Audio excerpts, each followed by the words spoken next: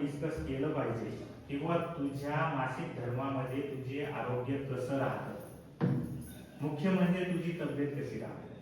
तुझी जास्त कंबर दुखते, तुझी जास्त पाठ दुखते, तुला जास्त वाहते, कमी वाहते, त्यामागचे कारण. जर कोणाला कधी काही महिला अशा आहेत की त्यांना एकच दिवस एखादा डाग पडतो आणि असं त्यांना 10-10 वर्ष 5-5 वर्षापासून चालत आहे.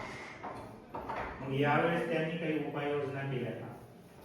जर त्यांनी शरीर घुसळून जी प्रोसेस होऊन ते मेन्स्ट्रुअल सायकल येते, ती मेन्स्ट्रुएशन पूर्ण बाहेर गेलंच पाहिजे. मग ते जात का नाही यावर सुद्धा आपण कुठेतरी पुढे आलं पाहिजे. त्या गोष्टी लपवायच्या नाही. म्हणून मासिक धर्मामध्ये कोणाला जर 4 दिवस प्रॉपर पिरियड्स येत नसतील तर त्याही गोष्टीचं निदान आणि उपचार झाला गेले असते. अनेक कारण आहेत 4 दिवस न जाण्याची योग्य असू शकते किंवा त्याचं जे दिवसभराची जी प्रक्रिया असते, दिवसभराची प्रक्रिया म्हणजे ती सकाळपासून 7 वाजतापासून तर 7 पर्यंत दिवसभर काम करत असते आणि ती कष्टाचं काम करत असते. हा या गोष्टीमुळे सुद्धा ती गोष्ट आलेली असते. काही बायका अशा आहेत की दिवसभर 7 वाजतापासून 7 पर्यंत काहीच करत नाही, तर ते लेझी शरीर झालं, ते जास्त कष्टाचं शरीर झालं. या दोन्ही मध्ये सुद्धा तफावत आहे.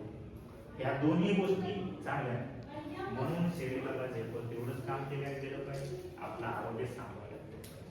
आज कितीतरी बायका गंदा कपडा इस्तेमाल करते, ॲडव्हर्टाईज आहे. केंद्र सरकार, राज्य सरकार या गोष्टीवर काम करत आहे. कपडा वापरायचा नाही, कारण त्यामध्ये फंगस, बॅक्टेरिया, जंतू असतात.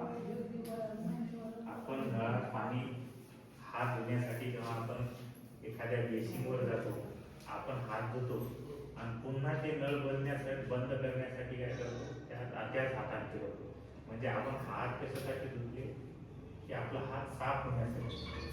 मग त्या नळाची टोटी फिरवून पुन्हा आपण हात केला आणि एक टावेल तिथे लटकवलेला असतो. त्या टावेलनं 100 लोक हात पुसून जातात.